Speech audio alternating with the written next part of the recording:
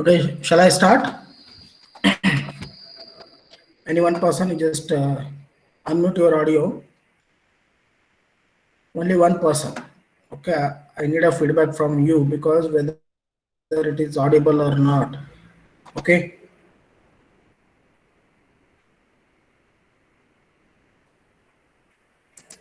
Okay.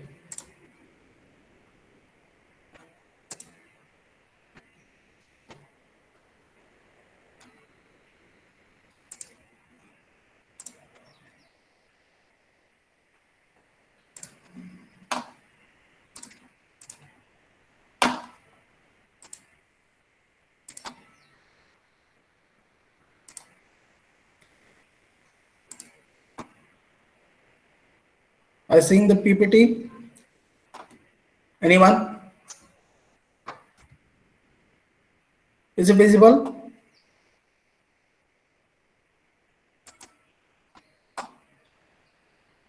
Yes, sir.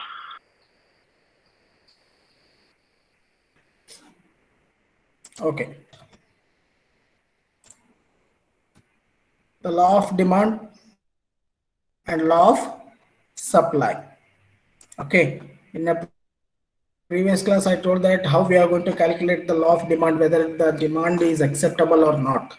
How we are going to take the decision before we are going to accept the orders from the customers, whether we are able to fulfill that demand or not. But based on that, we have to first calculate that whether fulfill the requirement of the customer, then only we can accept the orders from the customers. Okay, like that here also today we are going to discuss about the law of supply. Okay, yesterday what is the demand of the customer, we have to whether it is elastic or inelastic or unity. Similarly here also we have to identify the law of supply. Okay, here what do you mean by supply? Okay, now you just see that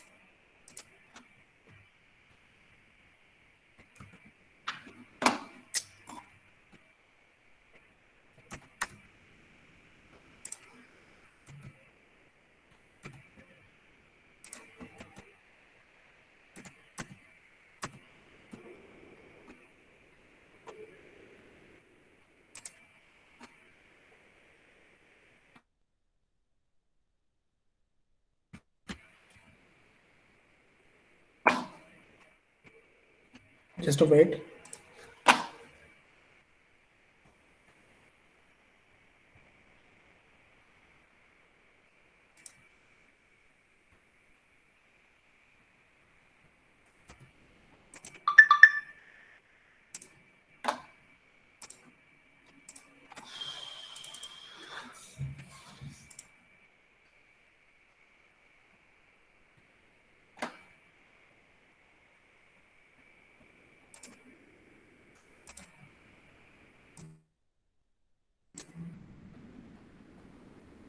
Is it visible? Any one Yes, person, sir. you just give a unmute audio. Is it visible, huh? Okay, now the law of supply. That means the supply is the quantity of product or a goods or the supply is a quantity of the commodity which is offered for sales at a particular price. For example, when I am going to sell any product, okay, there's a some amount or a amount of or some quantity of products already have with me, and at a particular price I am going to sell it. Okay, now this is a lot of difference between the stock and supply. just say that the stock is nothing but also we can also say that it is an inventory. Okay, and the supply both are different because the stock is a quantity of goods that could be sold. Okay, the quantity of the goods that could be sold, while supply is the quantity of the goods that would be sold at a given price. Okay, in what happen, at a given price we are going to supply the quantity of the goods. Okay, the supply price is the price at which a particular commodity is offered for sale by the seller. See that when you are going to market for purchasing anything, okay, some seller and borrower, they are the two people they are going to involve in this activity. Here the seller, he is going to give his price for that particular product. Okay, that means, for example, take example of when you're going to purchase any mobile phone. In that, the seller is mentioned that it is the cost of the product that is a offered for sale, okay, by the seller. But demand price is the price at which a particular commodity will be fined by a buyer. Remember this. Okay, you heard that word bargaining. Okay, one person, the seller, he is saying that this is the cost of the product, and another person, what is saying that the borrower, he is going for the his own price is asking. That's a bargaining. Okay, that is we call it as a demand price. Okay, seller price and demand price. That means the seller is going to decide the cost of the product, and demand price is the cost at which the buyer. Okay, here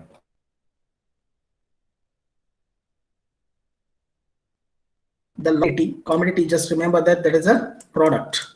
Okay, the supply of the commodity increases when its price increases. See that when the supply of the product from the organization, I am supplying more and more products. Okay, then what happen? There's a small increase in the price because the some demand will be reduced in the market. Okay, that's why the supply increases when its price increases, and vice versa. All other things are same. Remember this. This is a major criteria. If the price of the product increases or decreases, then a lot of variation is going there in the market. Okay, like that. Here the supply of the commodity increases when its price, that is, all other things remain the same. Okay, then when we observe supply curve, okay, it is clearly that price increases, supply curve increases. You just see that here the goes on, the price goes on increasing when the supply increases. Conversely, for the same curve, we can understand that a price falls when it is moving in a downward direction. Okay, the supply also falls. The supply is directly proportional to the price of the product. Okay, this is the major word. Remember this. Supply is directly proportional to the price of the product. Okay, when you're going to increase the price, supply increases, demand decreases. When the price of the product small variation, then supply increases or decreases. Okay.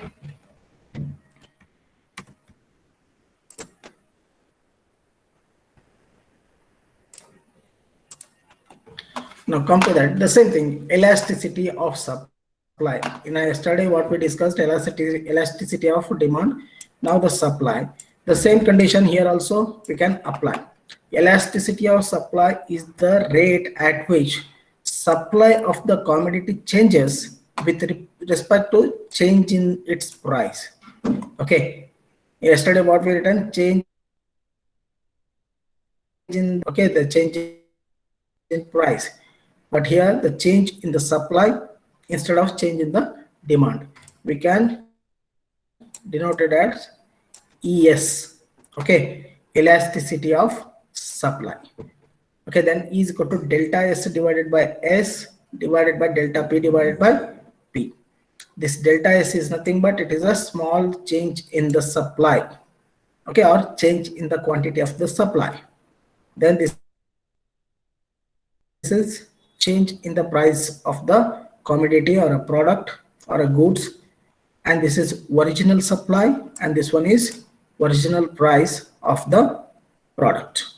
Okay, the same thing yesterday what we written, delta D divided by capital D divided by delta P divided by capital P. That means change in the demand divided by original demand divided by change in the price divided by the original price. Like that, for elasticity of supply, change in the commodity. Okay, commodity changes with respect to the change in its price. Remember this.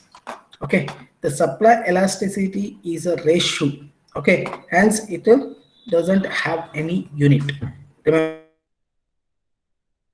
this. The elasticity of supply is the same for elasticity of demand as we yesterday discussed. Okay, delta S divided by delta P into P by S, instead of delta S and S you have to use delta D divided by D, capital D. Okay, now, but the demand elasticity is considered negative while supply elasticity considered positive. That means demand means always we are going to sell our product, the products outgoing. Okay, here the supply means, okay, when I'm going to give three conditions. Yesterday also I given that ED, that means elasticity of demand is greater than 1, elasticity of demand less than 1, elasticity of demand equal to 1. Here also ES, it is denoted as ES, elasticity of supply is greater than 1. What it means? The supply is said to be elastic, which means for a small increase in the price, there is a larger than proportionate increase in the supply. Okay, now here, if I'm going to get the value for ES is greater than 1, then I'm going to say that the supply is elastic. Okay, I'm able to supply that quantity of the product. Then come to the second, ES is less than equal to 1. The supply is said to be inelastic, which means that for any increase in the price, there is a less than proportionate increase in the supply. Okay, that is we called as a inelastic when I'm going to get the value of ES is less than equal to 1. When E is equal to 1, ES is equal to 1, the supply is unity and elasticity, unit elasticity, which means that the supply ratio just proportionate to the price of the products. Okay, these are the three things you have to remember. ES is greater than 1, ES is less than equal to 1, ES is equal to 1. The same problem yesterday what we discussed in that. See here, instead of using this demand, using this D instead of that delta S divided by ES. Clear? Now, the next bit is the law of returns. See, remember, whenever we are going to do any business in the market, what happens? Always we require a high returns. Okay, whenever I'm going to invest in anywhere, always I'm thinking that I want more returns. Then only I'm ready to invest. Okay, if I'm going to keep the, for example, if I'm keeping a FD in the bank, if I'm getting some interest, okay, for a given time period, okay, with interest, if I'm getting that money, then I'm going to keep it as a FD. If the bank is saying that, okay, you just keep your 10 lakh rupees in my bank, I'm not going to give any interest for 1 year. Okay, after 1 year, I'll give 10 lakh rupees back to you.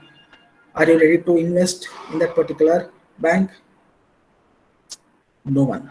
Okay, this is as simple as always whenever we are working or whenever we are running any organizations, we require a high returns. Okay, that's why the law of returns, what it means, the law of return relates a usefulness of the commodity as response to the change in the inputs.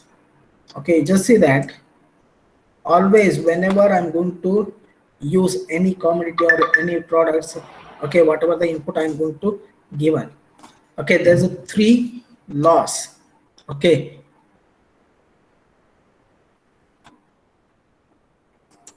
it gives an idea how an output changes in relation to an input. Okay, this input and output, these two words are important. Remember this when you're going to ask 2 or 3 times in the examination. Remember this. Okay, explain law of returns. Okay,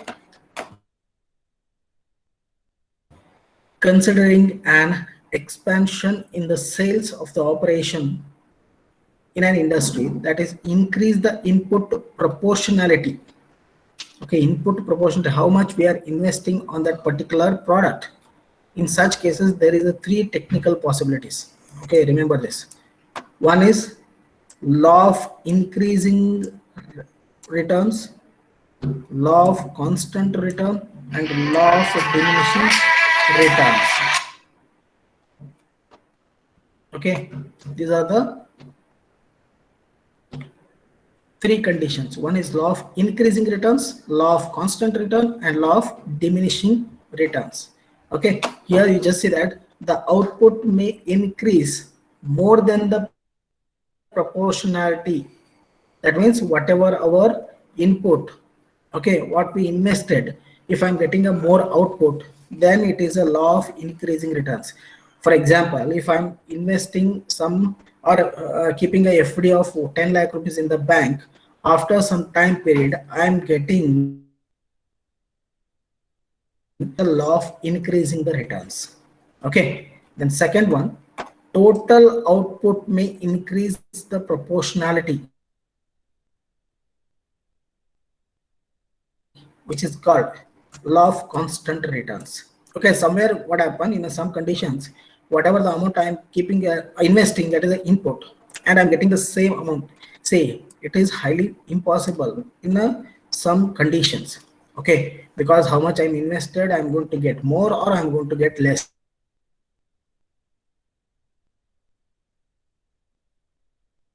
To achieve. Okay, that's why the total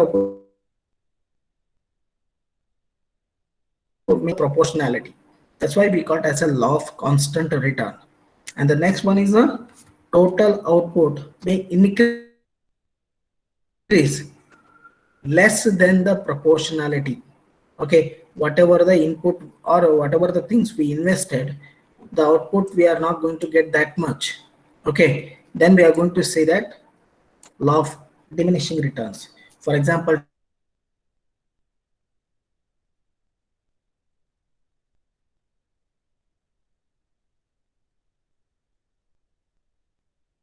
taking their good returns, but what happens if the study in that shares? Okay, that is we call it as a law of diminishing returns. That means, say in this graph it shows that this is the output and this is the input. Okay, increasing return, constant return, diminishing. Okay, diminishing return. That means up to some time period I'm going to increase the returns. After some time it is constant. Then after that it is reduces. That is a law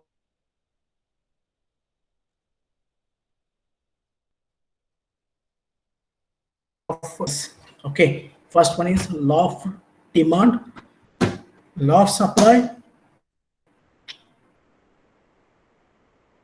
and law of returns.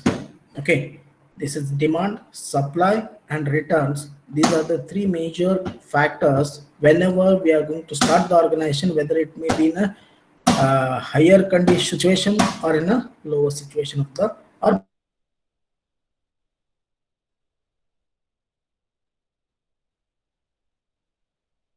position of the organization in the market. Here, exam point of view, things one is law of demand, law of supply, and law of returns. Okay.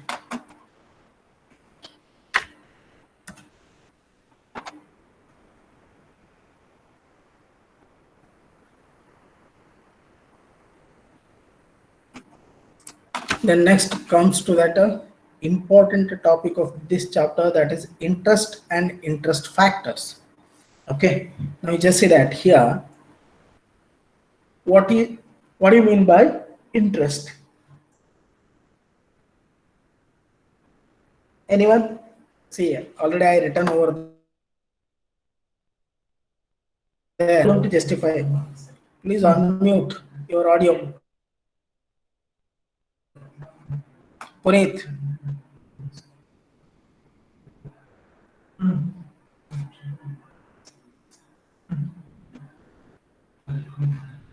Puneet. Shashank.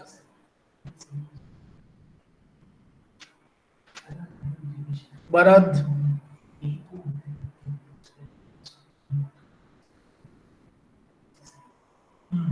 Divya.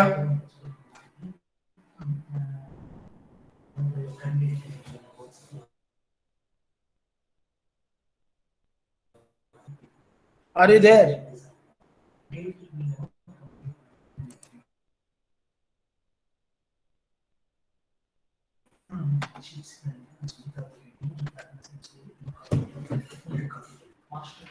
Hello?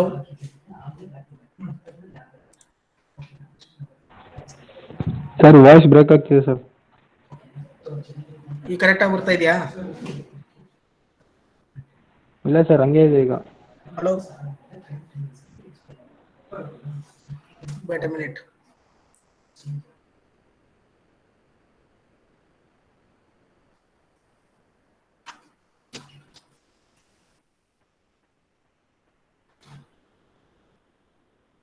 Now? ಹ್ಞೂ sir, ಈಗ ಸರಿಯಾಗಿದೆ. Now you are clear? Yes sir. Okay. Now I am audible. Anyone please give me answer.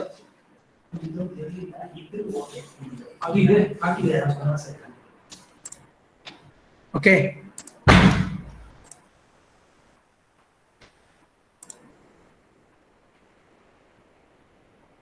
Now the next part of this is interest and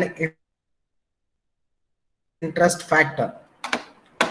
Okay, interest is a cost of using capital. For example, if I'm going to take any loan from any bank, every month I'm going to pay some interest. Okay, now that is we call as a interest for using that capital.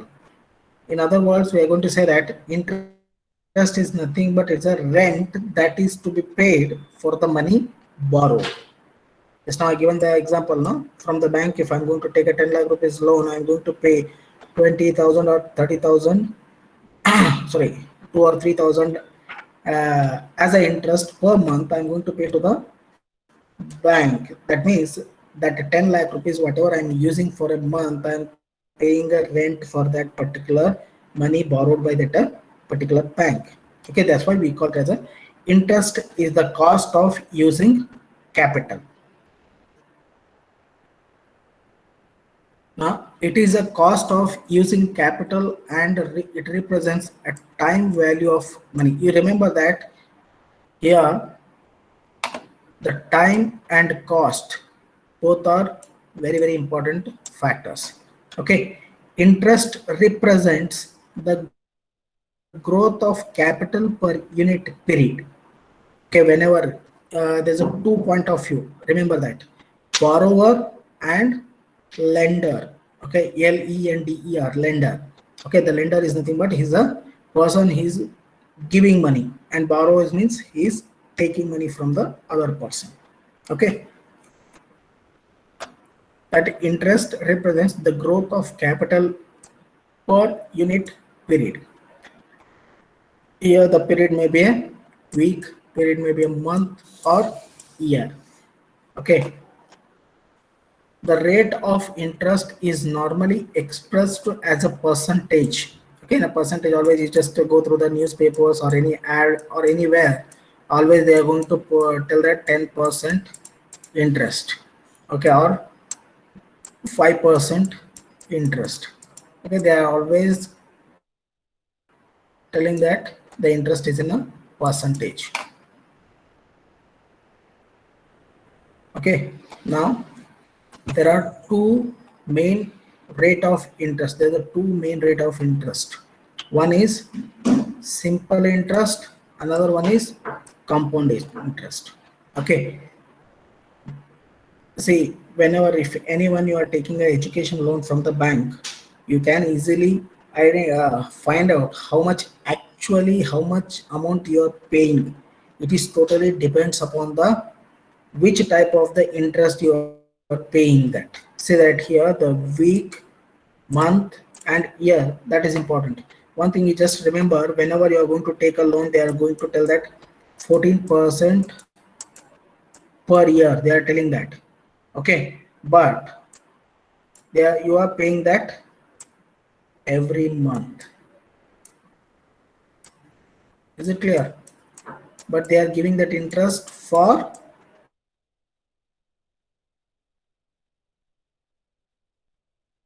differ. I'll explain in the next slide. Okay, what is the difference between interest per year, interest paying per month? Because see, the time value is very important factor. Just now I told that if you are paying 14% annually, okay, always it is less than the amount whatever you are paying monthly. Okay, remember this. How we are going to calculate the simple and compound interest? You just go through the first one, simple interest. In this case, the interest earned is directly proportional to the capital involved in the loan. Simply, okay. It is loan, I'm paying some interest, or if I'm going to giving a loan to other person, how much interest I'm going to earn directly. Okay, now just say that there's the formula we are going to use under simple interest. The interest earned is the same for all the interest period. You just see that P is a principal amount. Remember that always capital P in this, in future also you remember this. P is nothing but it is a principal amount. That means if I'm going to give a loan to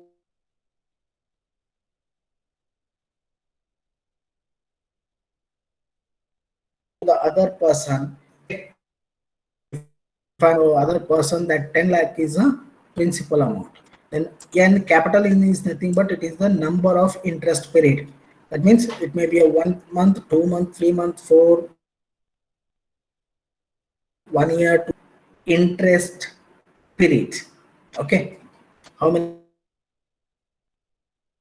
years, how many months, how many days I took it as a, yeah, I'm paying for the principal amount. Then small I is a rate of interest per period.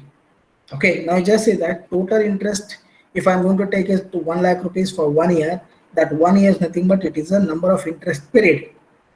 Okay, if I'm calculating for 1 year, that means small I is nothing but it is a rate of interest per period. That means in a 1 year there's a how many months? 12 months. That means each and every month period. Then finally capital I is nothing but total interest earned or paid. Okay, if you are taking a money you have to pay, if you are giving a money then you earn the interest. Then capital I is equal to P into small I into n. That means principal into number of interest period. Okay, I is equal to P I N.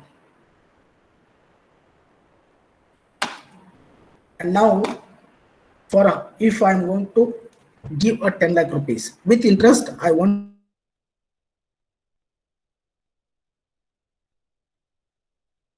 that money back from the borrower. Rate of 1 year, then how much interest I am going to get it after 1 year. That after a time period, whatever the amount you are getting, that is we call it as a future sum of the amount. Okay, now you just see that the total amount the borrower is supposed to pay to the lender. Okay, the F is nothing but it is future sum of money to be paid or to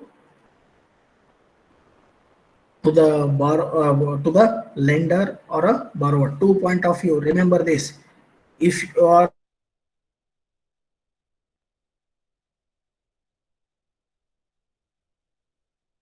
paying money, but it is a future sum of the amount I'm getting from the borrower or I'm paying to the lender. Okay, then F is equal to principal amount plus interest I required. Okay, now just say that this is the interest I'm going to pay or this is the interest I'm going to get it. Now future sum of the amount is nothing but P plus I. P is a principal amount, that is just now given the example 10 lakh rupees I am giving to some other person, and that P is nothing but principal amount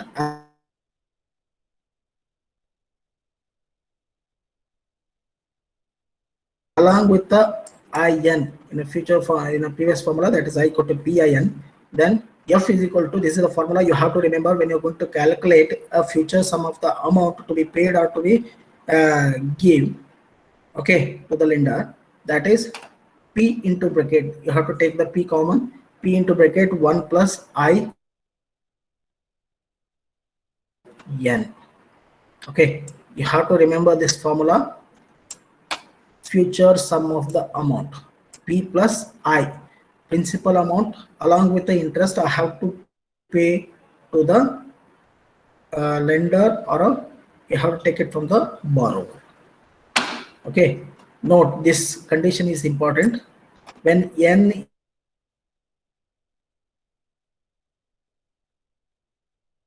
is using formal methods, say that some people they are going to take the money for not for the 1 year, they are taking over 1 month, 2 month or 3 month, like that they are going to borrow the money. At that moment, one is ordinary simple interest, another one is exact simple interest. Okay, what it means, the ordinary simple interest is nothing but the year is divided into 12 months. If a person he's purchased the, sorry, he's taken the money from me for a month, calculate for the month. If it taken for days, 30 days, okay, 30 days period, then we can calculate for the days. Or a year is considered to have a 365 days, non-leap year, remember this. Okay, in a February we have a 28 days, there is a non-leap year.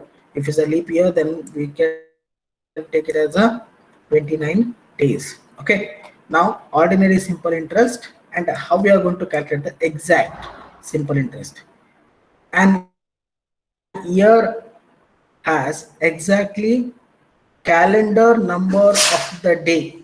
Okay, remember this, calendar number of the day, that means how many days in that particular month we have to consider those days and calculate the number of period. Okay, a simple problem, I'll explain this.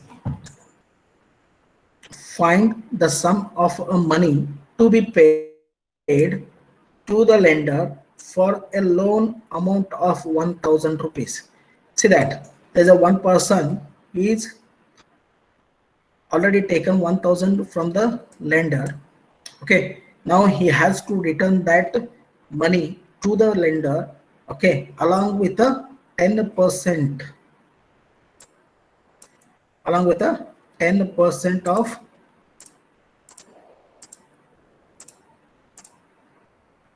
interest. Okay, how many months he taken that money? For 2 months he took it. Okay, there's a 2 person, the borrower for 2 months. After 2 months, the borrower has to pay that amount along with the rate of interest, that is 10%, to the lender. Okay. Now here the ordinary simple interest is nothing but it is a future sum of the amount you have to pay. After 2 months, how much amount you are paying to the lender. Okay. Now the use of formula F is equal to P into bracket 1 plus IN. P is a principal amount, that is 1000 rupees we have to pay along with the interest. 1 plus I is nothing but it is a 10%, that means 10 by 100 into for 2-month period, because we are finding the ordinary interest, that means we have to convert that into year. 2 by 12, n is equal to 2 by 12 year. Okay, we have to convert that into year. Okay, then whatever the value you are getting here, 1016.67 rupees, that person has to be paid. Okay, that is 16.67 rupees additionally that borrower has to pay to the lender. Okay, example, ಈಗ ನಾನು ಯಾರಿಗೋ ಏನು 1000 ರೂಪಾಯಿ ಕೊಟ್ಟಿದ್ದೀನಿ 10% interest ಅಲ್ಲಿ 2 ತಿಂಗಳಿಗೆ. After 2 months borrower ಏನ್ ಮಾಡಬೇಕು, ನನಗೆ ಅಮೌಂಟ್ ನ ಪೇ ಮಾಡಬೇಕು. ಆ ಪೇ ಮಾಡೋ ಅಮೌಂಟ್ಗೆ ನಾವೇನಂತೀವಿ, future sum of the amount. Principal amount is present. Future sum of the amount means in the future how much amount I am getting for a 2 month. After 2 months, how much amount I am getting at the rate of interest, 10%. Okay, that is 1016.67 rupees. Okay, now we have to calculate the exact simple interest. Okay, in an exact simple interest, what happened? F is equal to P plus into bracket, P not plus, it is into P into 1 plus I is how much? That is 1 by 100, 10 by 100, that is 0.1. Okay, here I am considering as a 2 month is nothing but it is a non-leap year. Say that for the month of January and February. I'm considering example, I'm considering a January, February. I given money at the January 1st, I given that, and I'm asking that money at the February 28th. Okay, now say that principal amount is 1000, 1 plus 0.1, that is I, that is 1 by 10 by 100 into 31 is the January month. How many days in a January? 31 plus 28 in a February. See, if it is a leap year, then what happened?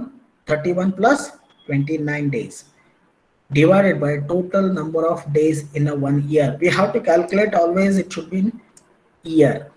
Okay, now 31 plus 28 divided by 365, then we are going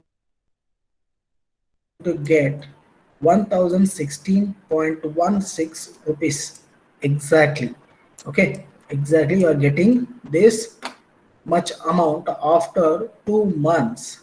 Okay, from the borrower.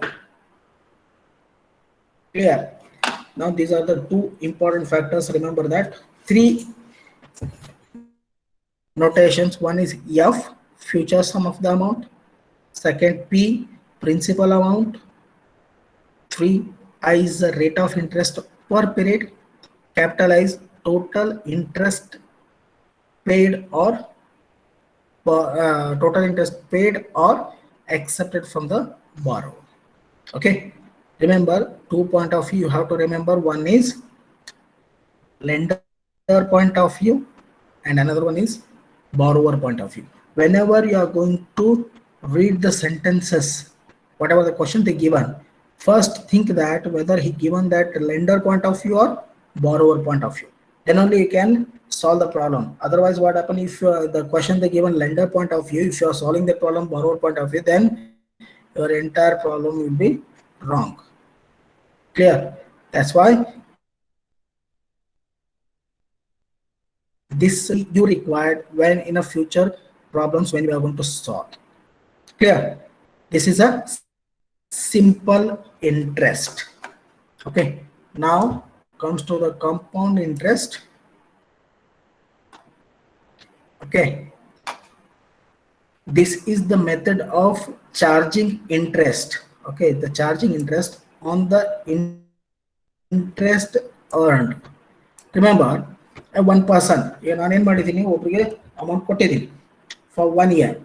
Okay, if he is not paying that money after 1 year, next year ಏನಾಗುತ್ತೆ, my principal amount would be P plus I, that is my principal amount. ಏನಂದ್ರೆ ಈಗ 10 ಲಕ್ಷ ಕೊಟ್ಟಿದ್ದೀನಿ, ಅದಕ್ಕೆ 20,000 ಬಡ್ಡಿ ಆಗಿದೆ ಒಂದು ವರ್ಷಕ್ಕೆ.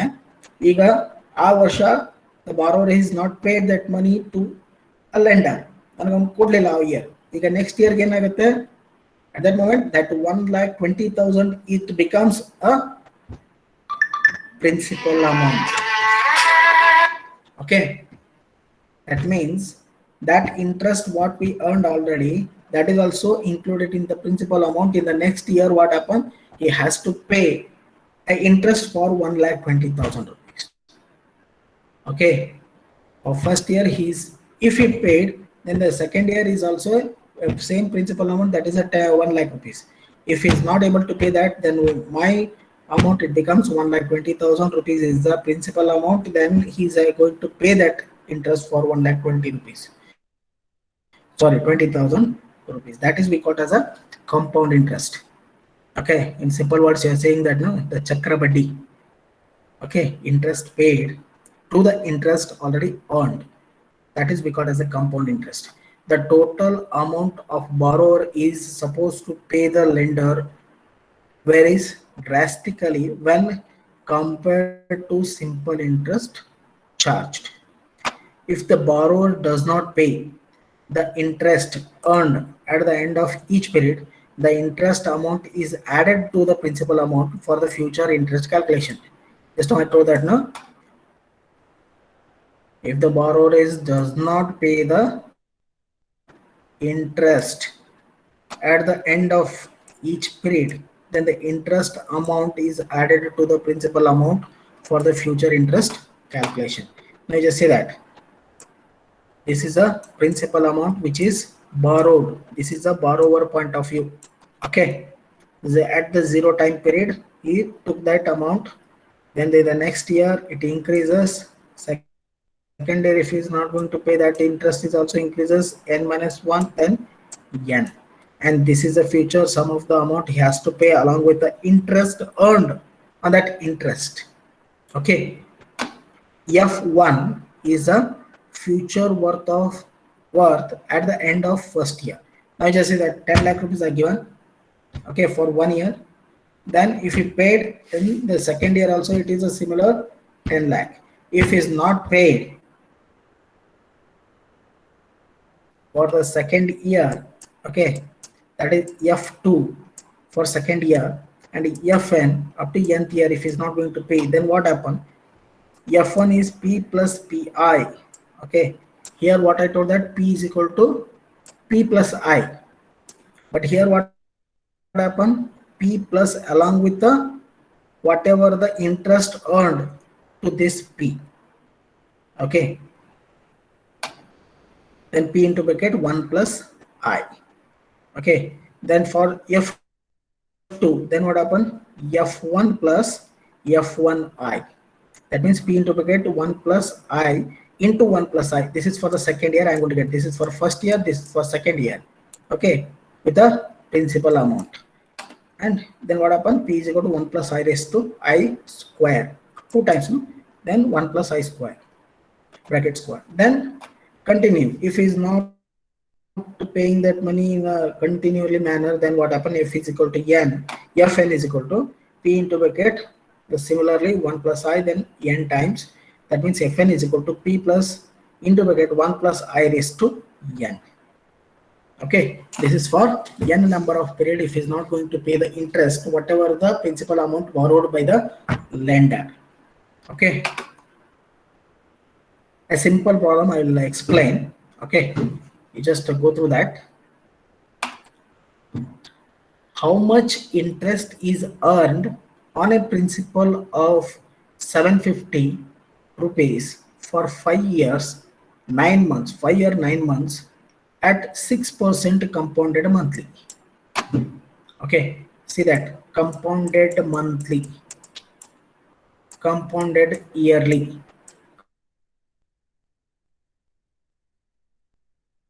compounded quarterly, compounded biannually. These are the word you have to remember. Compounded monthly, that means every month. Compounded yearly, that means a year, then n equal to 1. Compounded quarterly, that means how many quarters in a 1 year? 3 months, 3 months, 3 months, 3 months. That quarter is 4 quarters in a 1 year. And biannually, that means half month. Okay, 2 biannually, that means 6 month and 6 month. Compounded monthly means there's a 12 months. Compounded year is equal to 1 year. Okay, quarterly means yearly and 12 monthly. Remember this. Okay, now he given that 6% compounded monthly. You have to remember this word at the end of the sentence they given. How much interest is earned on a principal of rupees 750 for 5 year 9 months at 6%? What is the principal amount? That is 750 rupees, and n is 5 year 9 months. That means compounded monthly. If we given that, we have to convert that into year into months. 12 year means 5 year 9 months means 5 year 9 months means 69 months. Okay, 12 5s are 60 plus 9, 69 month. Then I is equal to, we have to find out what is R by M. It's a simple formula. You just remember that is a simple, that is R is equal to, that is a 6% divided by 12. Okay, then directly 6 by 12, how much? Small I is 0.5%, because they given compounded monthly. If you given the compounded yearly, then there is no need to convert that into month. Okay, remember these words. I is equal to 6 by 12. That means every month they are paying 0.5% to this principal amount. Okay, now use a formula. Fn is equal to P into bracket 1 plus I raised to n. P is 750 rupees. 1 plus I is equal to how much? Every month how much they are paying? 0.5 divided by 100. Okay, 5% now, 0.5%, that is 0.5 divided by 100, bracket raised to 69 month, that is n value. This is the n months. Now 1058.08 rupees they are going to pay after 6%. Now how much interest I paid? Okay, how much interest I earned, because it is a lender point of view. The problem is in a lender point of view. Remember that how much interest is earned. That means their lender is thinking that how much amount I'm getting after 5 year 9 months at the rate of interest 6%, when I'm going to give 750 rupees to the borrower.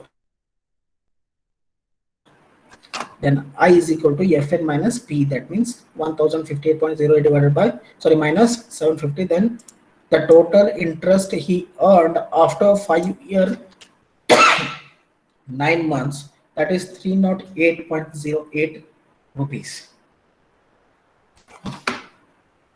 Okay. Now similarly for the next one, find the future sum of the money if amount of 1000 is charged at the rate of interest 10% after 2 years. Because here directly he given that a year, there is no need to convert into month. Directly you have to substitute the value 1000 into bracket 1 plus 0.1 raised to 2, then 1210 rupees. Okay, that person has to be paid or you have to be paid to the lender. Okay, like that. Here, a similar type of the problems which is already there.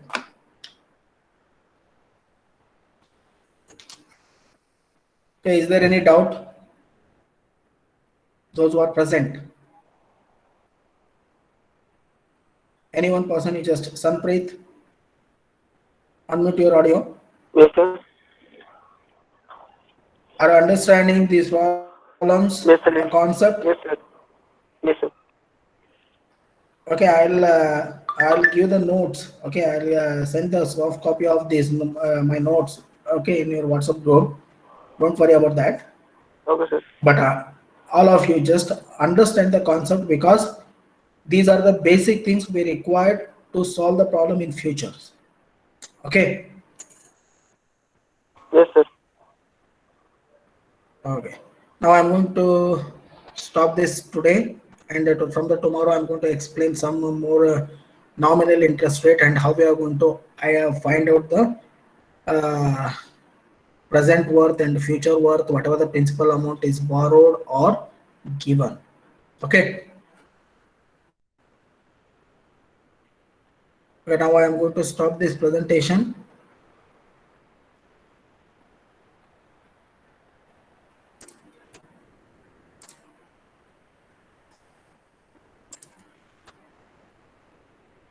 Okay, tomorrow I have a next class on Saturday, no? Saturday morning, 8 o'clock. Thank you.